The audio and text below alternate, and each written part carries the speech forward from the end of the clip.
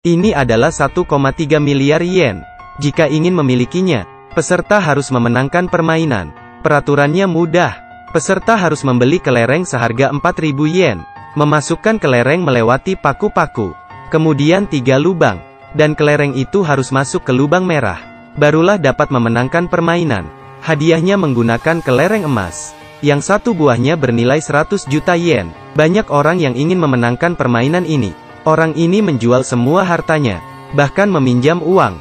Tapi dirinya tidak bisa memenangkan permainan. Permainan ini tampak seperti game yang adil dan mengandalkan keberuntungan. Padahal permainan ini dikendalikan si penyelenggara. Sebuah permainan pinball yang dapat menghancurkan. Disebut juga sebagai monster rawa oleh para pemainnya. Untuk memenangkan permainan, Kaji dan seorang paman memutuskan untuk bekerja sama. Mereka datang ke rumah si paman. Paman menunjukkan mesin pinball yang mirip. Di sini mereka akan dibantu oleh Yuhito. Paman pun mulai menjelaskan rencananya. Rintangan pertama dari monster rawa adalah hutan paku. Jarak antara paku akan mempengaruhi kemungkinan bola melewati hutan paku. Dengan menggunakan informasi Yuhito, paman mengetahui paku urutan ke-30 akan menjadi paku dengan kemungkinan tertinggi. Rintangan kedua adalah 3 lubang berturut-turut. Setiap kelereng harus melewati 2 lubang merah. Si penyelenggara telah memikirkan cara agar kelereng tidak masuk ke kedua lubang. Tapi mereka juga bisa menggunakan cara untuk mengubah jalur kelereng. Paman menjulurkan tangannya dan mendorong kelereng. Kemudian kelereng itu masuk ke lubang.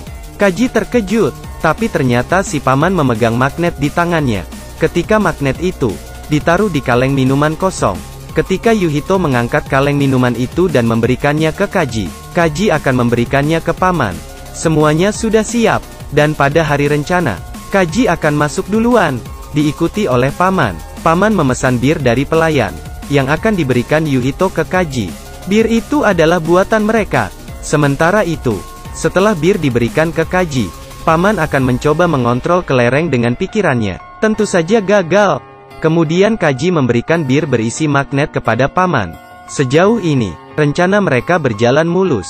Kelereng berikutnya akan menentukan keberhasilan mereka.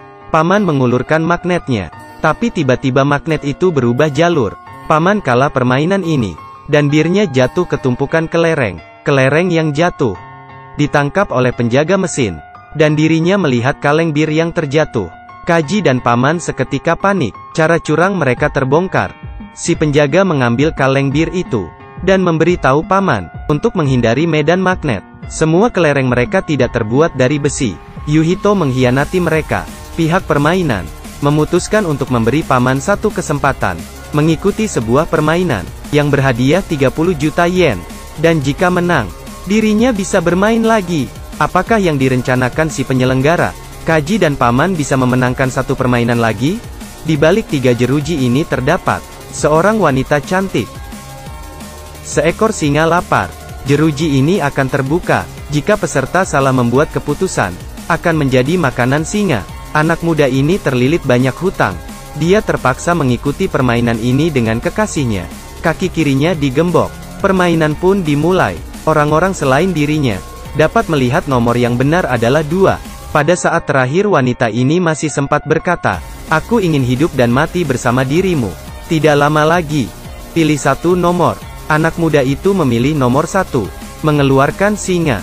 Singa yang lapar mengejarnya dan memakan hidup-hidup. Si wanita itu sangat senang karena dia menang, mendapat uang hadiah 3 juta yen. Selanjutnya adalah giliran Kaji. Di jeruji satu lagi ternyata adalah Yuhito yang mengkhianatinya. Kaki Kaji juga diborgol. Yuhito menyuruhnya untuk memilih nomor 3, tapi Yuhito telah mengkhianatinya. Apakah perkataannya dapat dipercaya? Kali ini orang yang berada di sebelah Kaji berkata, "Buatlah keputusan yang tepat. Jika dirimu yakin maka pencetlah tombolnya." Kaji mengerti maksud dari orang itu, dan menekan angka 3. Jeruji pun terangkat dan yang terbuka adalah jeruji Yuhito. Kaji berhasil. Yang memberikan kode kepada Kaji adalah si penyelenggara permainan kartu. Sebenarnya dia adalah orang yang di permainan sebelumnya.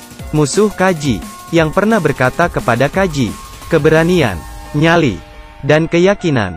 Yang paling penting adalah keyakinan. Dirinya ingin bergabung dengan Kaji, dan berbagi hasil setelah memenangkan monster rawa. Ketika mereka sedang membicarakan strategi, Yuhito yang diantar kembali bertanggung jawab untuk membeli makanan dan vas bunga ini. Kaji dan mereka ingin merencanakan strategi. Tapi Yuhito malah pergi keluar. Di hari pelaksanaan rencana mereka, rintangan hutan paku berhasil dilewati. Tapi hutan paku kali ini tidak bisa dilewati semudah itu. Pengawas permainan ikut campur. Dirinya sudah tahu akan rencana Kaji dan teman-temannya. Ternyata Yuhito sudah mengkhianati mereka sekali lagi. Di dalam vas bunga yang dibeli oleh Yuhito, terdapat alat penyadap. Kaji dan teman-temannya berpura-pura sebagai staf pindah rumah. Diam-diam menyeludupkan sebuah kelereng. Rencana untuk menukar sebuah kelereng langsung ketahuan. Pengawas permainan mengambil segenggam kelereng, menaruhnya di alat pengetes kelereng, dan terungkap, tidak ada kelereng yang ditukar. Kaji berkata, aku sudah tahu bahwa Yuhito akan berkhianat. Jadi itu adalah rencana palsu. Rencana asli mereka adalah untuk menyusup melalui langit-langit ruangan manajer, menggunakan peralatan elektromagnetik, mencuri besi yang mengatur jarak antar paku, lalu menukar bola dari batang besi itu, dan mengembalikannya, membiarkan si manajer memasang besi itu sendiri. Mudah untuk diatur. 3 roulette berurutan. Cara apa yang akan digunakan Kaji untuk melewatinya? Di mesin in, isinya adalah kelereng emas. Yang satu buahnya seharga 4.000 yen. Pemenang dapat mengambil semuanya. Sebelum permainan Kaji menyadari sesuatu, lantai dari tempat permainan agak aneh. Begitu juga dengan sudut dari roulette. Ada kemiringan tertentu. Tapi agar pemain tidak sadar, penyelenggara mengakali untuk memiringkan mesin dan lantai. Untuk mengakali trik ini, lantai dipenuhi dan diisi air, sebanyak 20 ton air. Dengan cara ini, lantai akan kembali stabil. Manajer menyadari hal ini, mengambil remote, dan memiringkan bangunan hingga kemiringan maksimal. Tapi tidak ada pengaruhnya. Manajer berpikir, memiringkan gedung ke arah yang berlawanan. Karena kemiringan yang ekstrim, roulette 1 dan 2 akan sulit dimenangkan. Efeknya segera terasa. Tapi dari sekian banyak kelereng, apabila ada kelereng yang jatuh ke rintangan ketiga, kelereng seharusnya masuk ke dalam. Pada saat ini, dirinya sudah tidak peduli. Manajer memerintahkan anak buahnya untuk mencabut mesinnya. Kelereng ini adalah kesempatan terakhir Kaji. Berputar ke kanan kiri, melewati lubang-lubang. Kaji memperhatikan saluran kelereng, tapi tidak ada kelereng yang lewat. Ia pun terpikir sebuah ide. Kaji berkata pada Paman dan Tonegawa, selama ada cukup uang, mereka bisa memenangkan permainan ini. Kaji mengambil 1 juta, Paman mengeluarkan 2 juta, total 3 juta, dan Tonegawa mencari cara untuk menambah uang. Kaji kembali bermain, mengisi 3 juta, kemudian kelereng mulai menyumbat lubang. Karena gedung yang dimiringkan terlalu ekstrim, kelereng menyumbat saluran kelereng. Selama ada cukup kelereng, tinggal menunggu waktu sebelum mereka memenangkan permainan. Kaji mengisi roulette 1 dengan kelereng, dan kelereng mulai berjatuhan ke roulette kedua.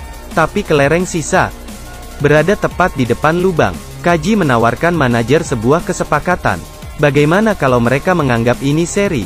Mana mungkin si manajer setuju. Tapi Kaji hanya mengulur waktu. Bantuan dari Tonegawa akhirnya tiba. Tonegawa mengumpulkan 10 juta yen. Kaji kembali bermain. Dan akhirnya roulette penuh, mulai berjatuhan ke roulette terakhir.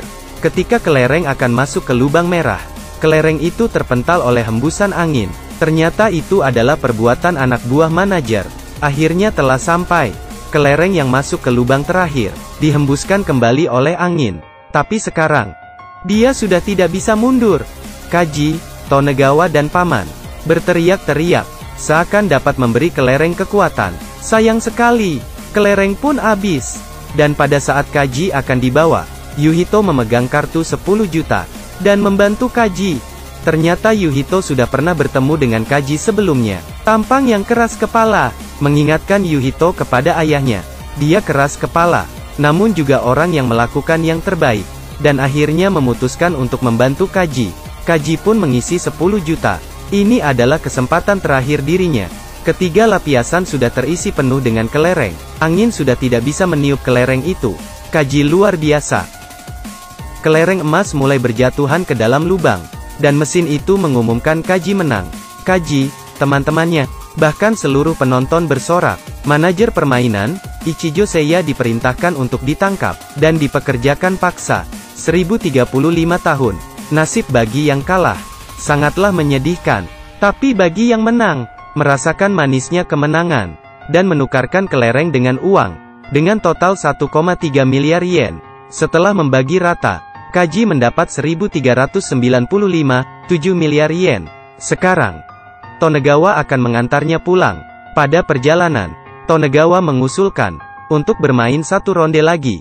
Permainan yang sama, permainan Raja Budak, permainan Raja Budak. Tapi baru saja separuh jalan, asap keluar dari kendaraan mereka.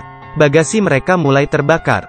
Dan pada saat Kaji keluar dari mobil, mobil mereka meledak, semua kekayaan mereka juga ikut terbakar habis. Tonegawa menaruh sekitar 50.000 yen di sakunya. Diberikannya kepada Kaji, agar dirinya bisa berpesta. Setidaknya dirinya bisa membayar. Tapi yang tidak diketahui Kaji adalah, Tonegawa juga mengambil uang bagian Kaji bersamanya.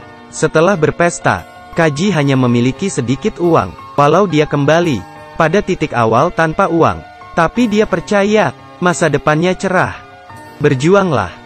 Jika tidak kamu akan dikalahkan kegelapan. Tapi ini hanya di film. Dirimu pasti bisa.